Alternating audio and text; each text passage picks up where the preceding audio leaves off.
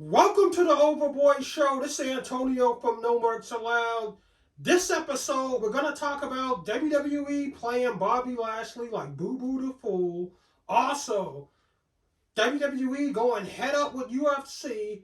But first, we got to talk about AEW because they've been killing it. And Forbidden Door blew the roof off all expectations. And I was like, damn. I must admit, I didn't know a lot of the guys from New Japan. I knew some of them, but some of the guys that mixed in with, you know, um, the Young Bucks and Sting and Darby, I didn't know those guys, but those guys performed well. The Fatal 4-Way match for the new AEW secondary title, which was the, I forgot what's that called. Was that the Intercontinental title or something like that? But that guy that filled in for the one that was injured did very well. And I have to give a shout out to Forbidden Door and shout out to Sting. Straight from the nub, we seen the lights go out. Darby looked like he was gonna be in the ring without without his partner Sting, and you seen the Young Bucks come to the ring with their partner, and then all of a sudden the lights just went out. And a 63, 64-year-old Sting jumps off the rafters and onto the Young Bucks. And they said it was Sting. And the Young Bucks just put on the show. Darby put on the show. And it was good that Darby and Sting got this win because you seen Darby take a few L's. He's been on a losing streak, so it was good for him to get off the snide. But one of the best spots of the match is when the Young Bucks super kicked Sting and Sting shook it off like the old days and then started beating his chest like, then clothesline the Young Bucks. But the super kicks, no one stands up for the super kicks. You know, after you get hit with a double super kick from Matt and Nick, you going down. But the adrenaline rush was just too much for Sting, and he finally fell down. And I was like, damn, that was one of the best, parts of the match. But then, one more thing about Forbidden Door. That crowd was fucking crazy. 17,000 people. And I wish they would have All Out at the United Center, because All Out, I don't like to sound like a broken record. I've been to All Out, All In 3 years in a row. And it's an hour away from Chicago, but I think the place where it's at, Schaumburg, I think Tony Khan went to high school there. So that's why he holds it at that $10,000 arena to give back to the community, to put money back into that arena. But you seen when CM Punk had his debut at the United Center, sold out 17,000. Then you seen Forbidden Door sold out 17,000 with New Japan. So this proves that it was a market for New Japan in the United States. And Jim Cornette was just an asshole. He was like, how are they going to sell out this arena and this and that and this and that? And why is Will Ospreay going against Orange Cassidy? Jim Cornette, please shut the fuck up about Orange Cassidy. How can you hate on a man for 3 years? You've been hating on Orange Cassidy for 3 years. Orange Cassidy is fucking over except for you and that fat bitch Brian Last. Your co-host. So stay off of Orange Cassidy's dick. You know what I mean? He's over. He gets a pop. You know what I mean? And that Will Ospreay versus Orange Cassidy match was one of the best matches in AEW. And shout out to Pac for winning that title, because Pac been having some problems like getting in and out of the country.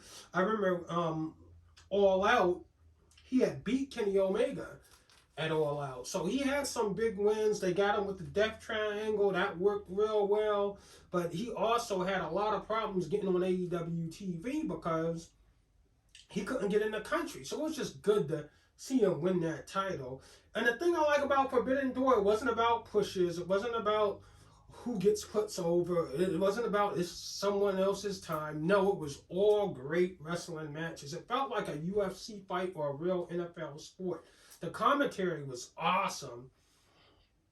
From Caprice Coleman, from Kevin Kelly, to Jim Ross, to Tony Schiavone. This is what wrestling was about in 2016 to 2018, which made wrestling cool.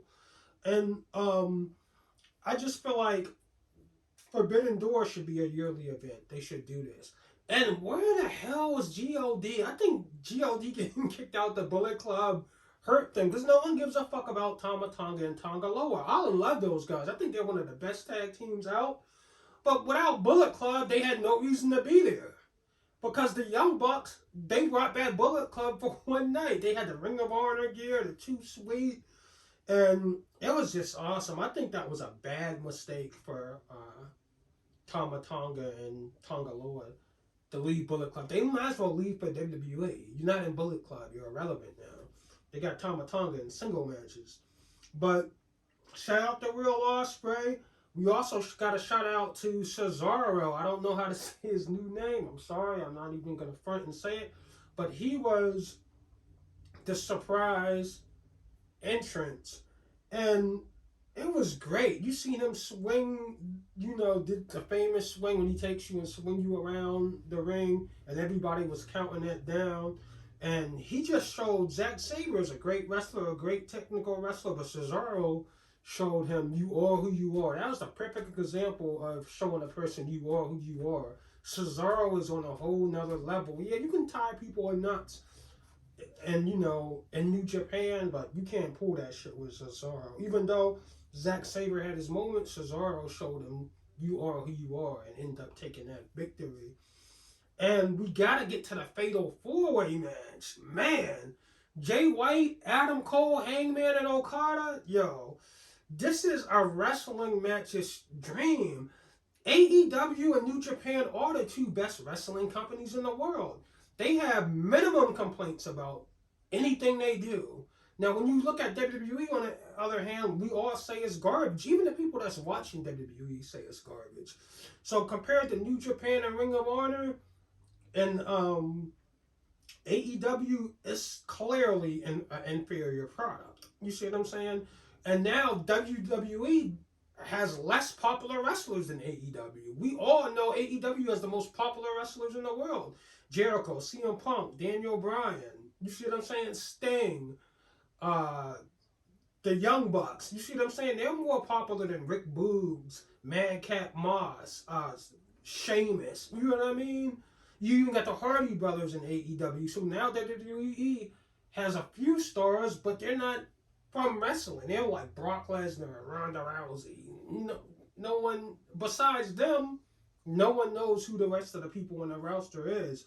But Jay White, the Switchblade, pulled that one out. I thought Adam Cole had a chance several times to win that, New Japan title, but that would have caused a clusterfuck inside of the Undisputed Elite and the Bullet Club. But Jay White is the catalyst. He's one of the best wrestlers in the game today, and New Japan pays him the big bucks to hold that IWGP title. Okada, he had his chances in the match. Hangman had his chances in the match. But I feel like in those fatal four-ways, it always, goes in the favor of the champion. Even though they always say, well, the champion doesn't even have to get pinned to lose the title. But most people are focused on the champion because they rather beat Jay White for the IWGP title than beat Hangman or beat Adam Cole or pin Okada. So I just felt like everybody was trying to pin Jay White. So, and Jon Moxley and Tanahashi, man, was that a barn burner? And shout out to Jon Moxley because he was on oral sessions with, his wife, Renee Paquette, and he said he wasn't originally supposed to be on the card. And he said, yo, look, I've been in New Japan wrestling these motherfuckers at the G1, winning the U.S. title. I'm not going to be on the fucking card? This is ridiculous. He was saying that to Renee Paquette because he wasn't supposed to be on the card. There's supposed to be CM Punk and Tanahashi, but then Jon Moxley was on the card. And Jon Moxley, man, he's this generation Stone Cold Steve Austin. Just imagine if Stone Cold Steve Austin was able to go everywhere, like New Japan. If he was able to go to GCW and fight Nick Cage, that shit would have been lit. This is why AEW is better than WWE. Jon Moxley can do that. And he's not going to go to GCW and half-ass. He's going to give it his all and go through the same tumultuous and vigors of a Ricky Shane Page and a Nick Cage and a Homicide and a Carlos Colon. He's not going to half-ass it because I'm this big AEW star. And he bled for the fans. He bled for professional wrestling. He bled for New Japan and AEW. and he ended up winning. And Tanahashi, man, all his shit looks so fucking clean and stiff. It looks stiff, but it looks stiff to the point where he's not injuring his opponent. It's like a good stiff. Like, yeah, these guys fucking people up. And I don't think the WWE wrestlers want that physicality. And if they would have merged with New Japan like they wanted to, it would have been watered down. So New Japan said no. Like, we have so many options. We have no reason to watch WWE no more. It's just too many options out there. So we don't even need to sit here and complain or say WWE is trash. But yeah, Forbidden Door was crazy.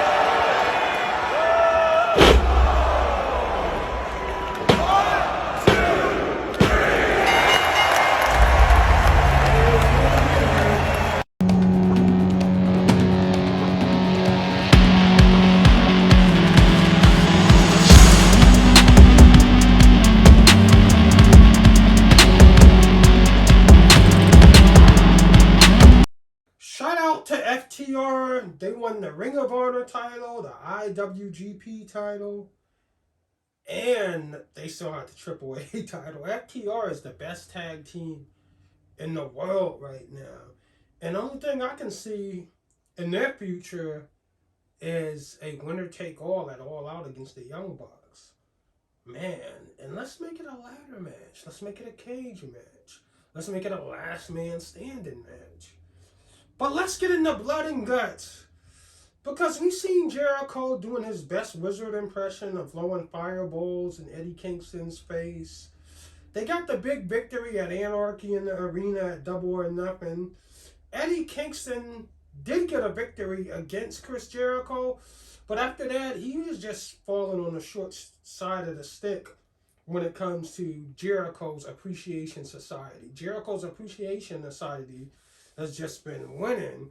But see, they got some reinforcements at, Forbidden Door due to Brian Danielson being injured. And those reinforcements was Cesaro. That he just made all the difference in that blood and guts match. And man, we seen some gothic, controversial images in this blood and guts match. Like, you had Daniel Garcia hanging upside down outside of the cage full of his own blood. And that's like more violent. That looked like a scene from a horror movie. You see what I'm saying? Or Faces of Death. That didn't even look like... I seen GCW spots not look that gruesome. Then Sammy took the huge bump. The Mankindness bump that Mankind took when Undertaker threw him off the cage. Sammy Guevara got that same treatment. See what you get when you go back to Jericho's side, you get threw off the cage.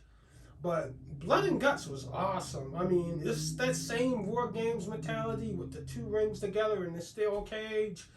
And then each wrestler, jumps in there and, they come in the ring one by one. And the match doesn't start officially. No one can win until everybody's in the ring. And that's why people endure so much pain. But yeah, I love this match, man. And Kingston, he hates Cesaro's guts. And for Cesaro to get Jericho to tap out, Kingston was like, what the fuck? What are you doing, man? I wanted to finish Jericho. But you got to win, Kingston. I don't know what the heat is between Jericho and Kingston. Not Jericho and Kingston, but Cesaro and Kingston. Let me know in the comments. But I heard Kingston doesn't like Jericho. I mean, Kingston doesn't like Cesaro. I'm sorry. But Cesaro had him in like a scorpion deathlock thing. And then Kingston has one of, I think, the TAS Society's arm, and he was going for the submission the same time Cesaro was.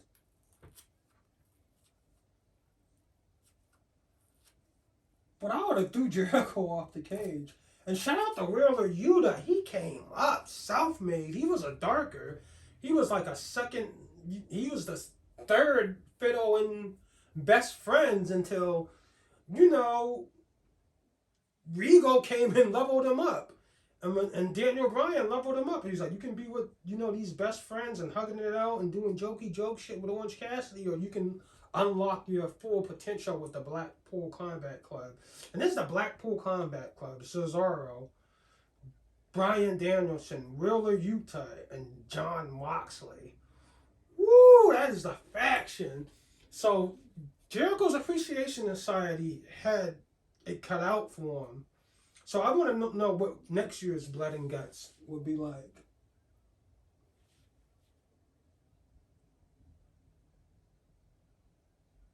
Moxley was getting his ass whooped too in this match. But you see, I think he had like a knife or something, like going into one of Jericho Appreciation Society's head. And it looked like Moxley had like skin hanging from his head at one point. He was fucked up.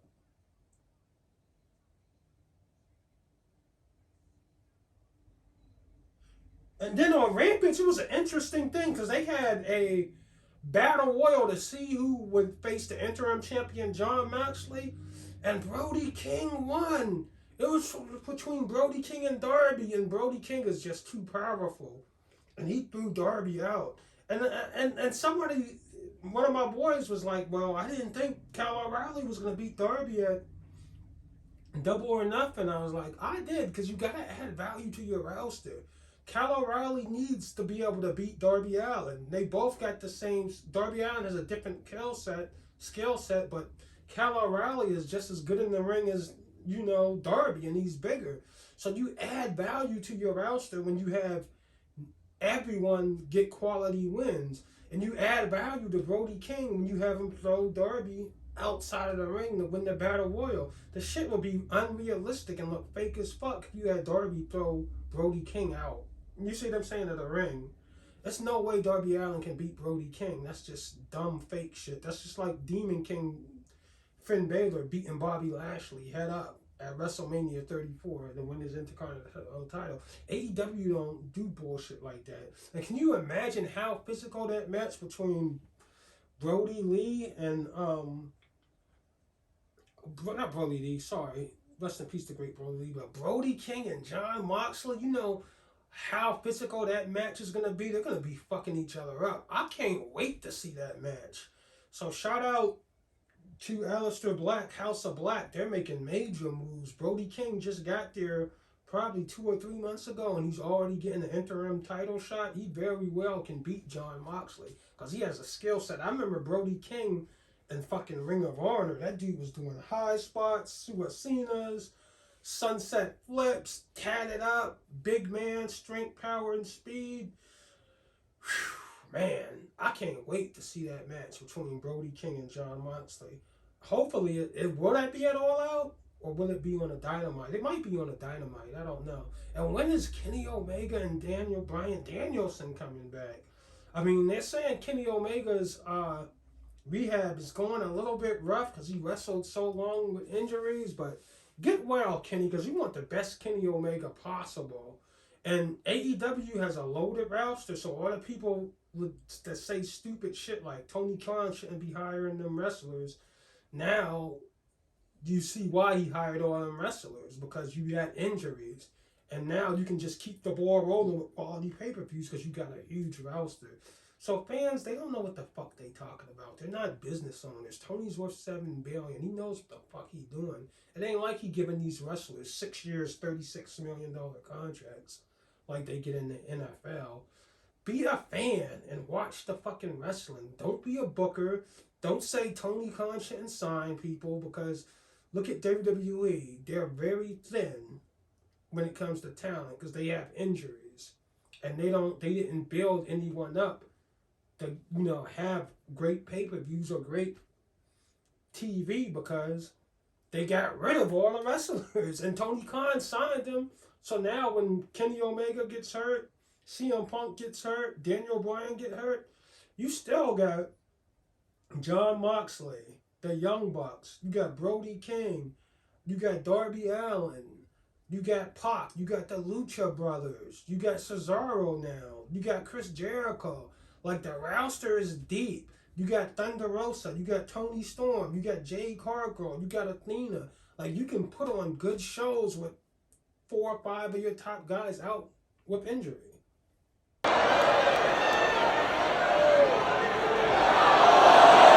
Yeah.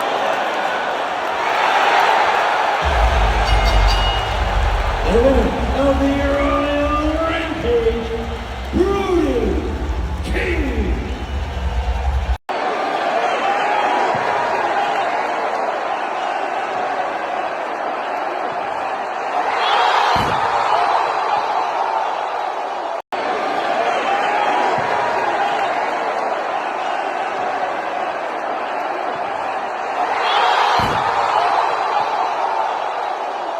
Now let's talk Money in the Bank. And look at my vintage shirt I picked up at Fells Point. Every Saturday they have a flea market at Fells Point that sells vintage stuff. And I picked up this cool Randy Orton Apex Predator. Shout out to Randy, get well soon. This is the front. This is the back, RKO. And I got a cheetah on my Scottie Pippen Kifs. Jaguar, cheetah print, Scottie Pippen Kifs, Scottie Pippen own shoe, Kif collab, Apex Predator, cheetah, Jaguar, Apex Predator, Rattlesnake Cobra, Randy Orton. But some of you niggas be left trying to sell those faded ass Stone Cold t-shirts, calling them vintage for $150. You can eat a dick. I'm not paying that. I paid $40 for this. This ain't Fairfax. Take that shit to Los Angeles where y'all be charging them dumbass niggas $150 for an old ass WWE Stone Cold shirt calling this vintage. No, we don't play that in Baltimore. Y'all have that same Stone Cold shirt for the last 6 weeks trying to get $150 for it at the flea market, and no one's buying that shit. You see what I'm saying? Do right. Like, this is a vintage shirt that's 12 years old, 2010. He charged me $40. He asked for a deal. He gave it to me for $30. Do right. This is not Fairfax in LA. This is not Melrose. Niggas is not paying $150 for a faded ass Stone Cold shirt. Kill yourself. And it ain't about the price, because I wear $1,000 Balenciagas. But I'm smart with my money. I'm not paying for a faded Stone Cold Steve Austin vintage t-shirt for $150 when you probably got it for Goodwill for $8. Nah, I'm good. But let's get back to Money in the Bank, because this was a decent pay-per-view. I mean, it was like a good episode of SmackDown or a good episode of AEW Dynamite. You see Bianca Belair beating, Carmella. Carmella got pissed off and attacked her after the match. That's something Bianca is not going to rock with. She's going to get some get back. Then shout out to Liv Morgan for winning the Money in the Bank briefcase and cashing in on Ronda Rousey. She had the great opportunity because Ronda had a bad knee, so she didn't wait to WrestleMania or Royal Rumble or SummerSlam. She cashed that in now because that was the best shot that she had beating Ronda Rousey. And I said she shouldn't have won against Ronda Rousey on the roll-up, but then when I watched the whole match, they said Ronda Rousey had a bad knee, so that's how Liv Morgan got that shit off. But I feel like Ronda Rousey was just in a grueling match against Natalya. She ended up beating Natalya. She was hurt, so why not have Liv Morgan hit her with her finish and win? and the crowd would have went crazy. I know they went crazy anyway because they was booing Ronda Rousey, who's supposed to be the face, but they was like, nah, man, Becky, just like y'all did Becky dirty, y'all about to do Liv dirty. And the fans was like, boo, boo. And I think Liv clipped Ronda's leg and, got her in the roll up and won. And shout out to Liv Morgan, because I used to watch Liv Morgan's posts for the past 2 years, and before these dick riding sneaker and wrestling pages came to fruition, Liv Morgan was wearing Jordans all the time. She would wear Jordan 4s, Jordan Breads. So she was a real sneakerhead without wearing the sneakers to the ring. You've seen her on her free time wearing sneakers. They didn't culture vulture the sneaker game like people are starting to do now out of nowhere. Roman never wear Jordans, and then you see Roman with some fragment Travis Scotts on. Like, get the fuck out of here. Liv Morgan, sneakerheads, that's on people that was on the sneakerhead shit way before the Young Bucks made it cool, and people started copying the Young Bucks. It was Liv Morgan and Kofi Kingston. I remember seeing Kofi Kingston wrestling some Travis Scott 6s, the green ones. But let's get to the men's. Look at Liv. Liv deserves it. Now, how long will she keep the SmackDown title? You see what I'm saying? Because you know Ronda, if she's really hurt, she's going to want to get that title back. And you know Charlotte is rubbing her hands together like Birdman, thinking it's sweet that Liv got the title.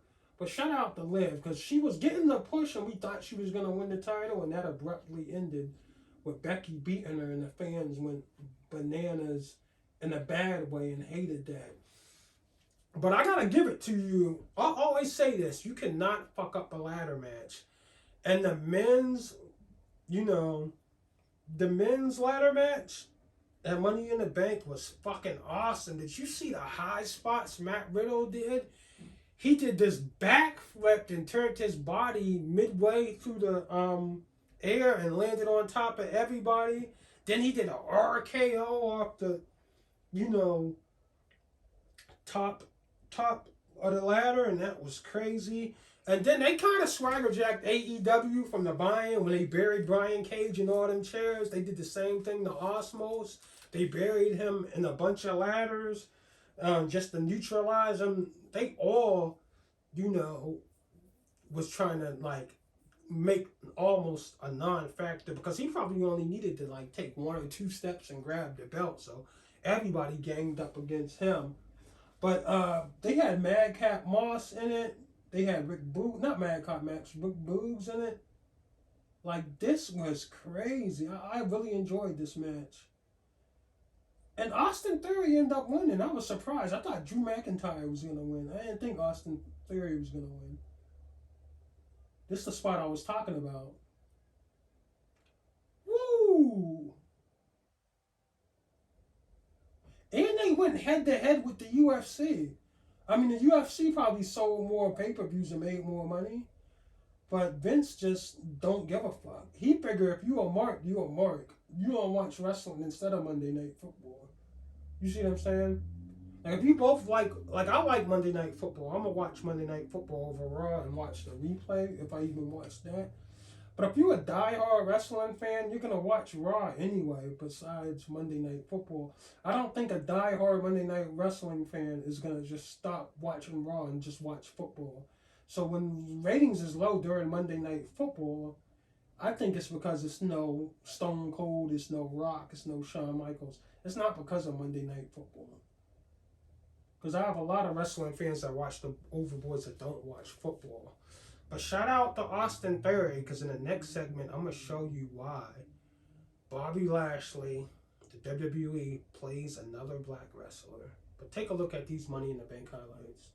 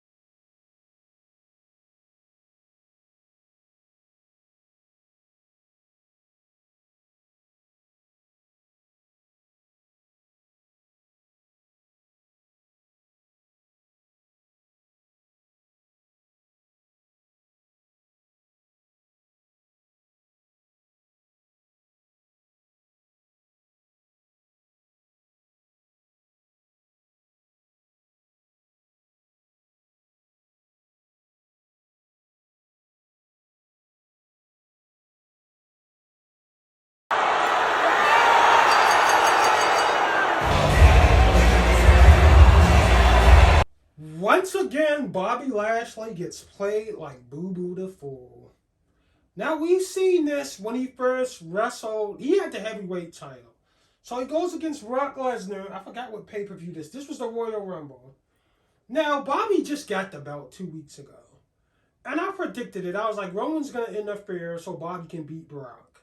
But the thing was, a lot of people thought Brock was going to win that title. And I knew he wasn't going to win it. Because I knew Brock wasn't going to beat Bobby because he just got it. So what happens is, you know, the WWE title is the secondary bullshit title when it's a black man with it. They did it with Kofi. They did it with Big E. They did it with Bobby. Bobby ends up winning because Roman actually beat Brock, not Bobby. Like, Roman came and hit him with the belt. Bobby got up, looked like he was dumbfounded and didn't know what happened, and ended up pinning Brock Lesnar. Then all of a sudden, the last entrance to the Royal Rumble was Brock Lesnar, and Brock Lesnar wins the Royal Rumble, and he points at the WrestleMania sign and said, "I'm going to WrestleMania." Shortly after that, Big E beats fucking Bobby Lashley for the title on TV. You see what I'm saying? So Bobby didn't even get a pay-per-view moment to lose the title.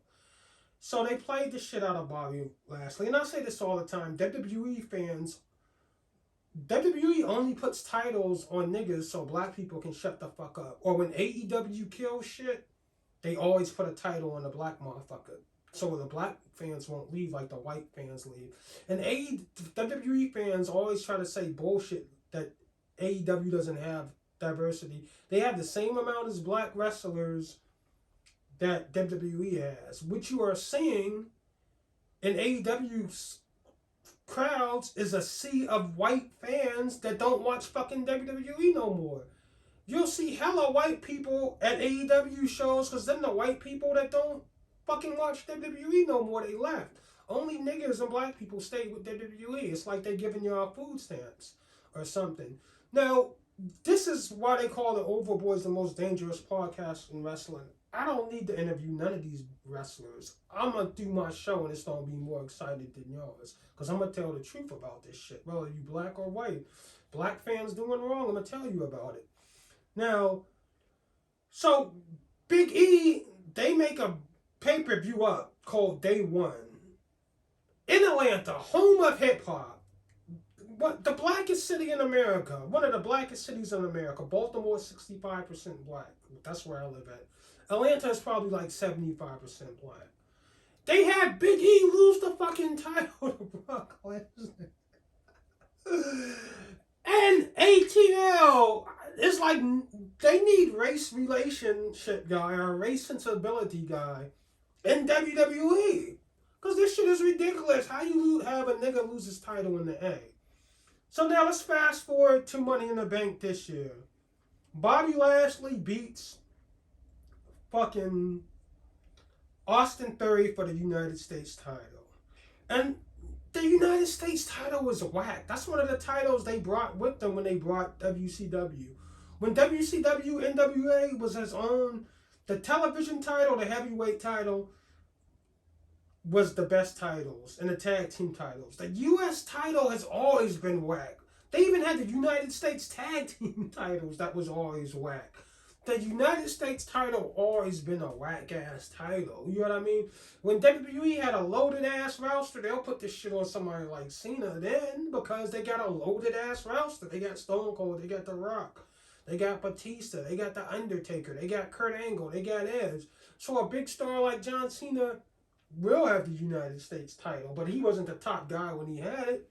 He was on his way to get the main title. So, what is the name of the pay-per-view? Is it called the United States title? No, it's Money in the Bank. What do we care about when we watch Money in the Bank? We care about the woman winner that's grabbing the briefcase and when she's going to cash in, and the men's winner when he's going to cash in. So they pulled the Brock with Austin Theory, who was Vince's man, and he wins the Money in the Bank ladder match. So, okay, now it's automatically saying, no wonder Austin Theory dropped the shit to Bobby Lashley. But the fans is not woke enough to see that because they're just so caught up in the moment that Bobby Lashley won the United States title, which is the wackest title ever besides the fucking 24/7 title. So the Intercontinental title was next. The Universal title is first, and the World title is first. And one WWE fan broke it down to me simply. What's bigger, the World or the Universe? It's the Universe. The Universal title is the biggest title. That's why Roman has it. It was a promo when Roman told Drew, "You're a secondary title holder." You see what I'm saying? So now Roman has both of those belts. But the thing about WWE, once again, they play a black wrestler like Boo Boo the Fool. So now I'm the EC King. They are slowly but surely preparing us for WrestleMania 39 without The Rock. So Cody gets healthy and wins Money in the Bank, calls his shot against Roman. Roman and The Rock wrestle. Cody might win. Roman might win. Austin Theory might cash in his Money in the Bank and might be one of the select few that don't win. I feel like if Cody gets that title from Roman, he would win. If Roman wins the Money in the Bank, or if Roman wins at WrestleMania 39 against Cody or The Rock, Austin Theory cash in and he won't win. But I feel like maybe we get that tag team match Meltzer talked about at a Royal Rumble. You know what I mean? Or a Survivor Series where you get one of the Usos and The Rock versus Roman Reigns and one of the Usos, because Black Adam comes out in October. Maybe The Rock wants to face Roman to promote that. And maybe that will be at a stadium show or something. Because they said they wanted to do 4 stadium shows, and they say The Rock won't come out unless it's a sold-out stadium, which I don't believe, because I think The Rock did come back and wrestle in the big arena that wasn't the stadium. But that could be the option, because I don't think they would have a tag team match as the main event at WrestleMania. So I think we might see the tag team match with Rock and one of the Usos, because they don't want to put the strain on The Rock's body against Roman and one of the Usos. And they do that, but yeah, once again, WWE played the shit out of a black wrestler again. Give him a bullshit ass title just to put another white man over Austin Theory to win Money in the Bank, and we forget about Bobby's win. And just like the Royal Rumble, we all care who wins the Royal Rumble, not who wins the world title match when that's not the main title anyway. We care about who wins the Royal Rumble because that's basically the main event at WrestleMania. So once again, Bobby Lashley gets played like Boo Boo the Fool.